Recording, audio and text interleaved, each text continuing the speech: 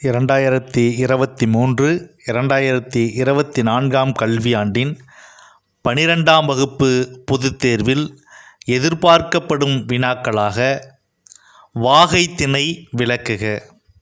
வாகை என்றால் வெற்றி என்று பொருள். வாகை திணை விளக்குக. வெற்றி பெற்ற அரசனும் அவனுடைய வீரர்களும் வெற்றியின் அடையாளமாக வாகைப்பூவை சூடி தாங்கள் பெற்ற வெற்றியை கொண்டாடுவது வாகை திணையாகும். அதாவது வாகை திணை விளக்குக.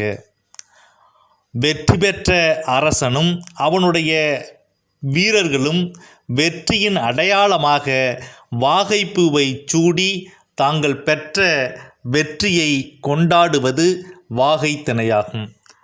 இதனைத் தொடர்ந்து சப்ஸ்கிரைப் செய்யாத தமிழ் உறவுகள்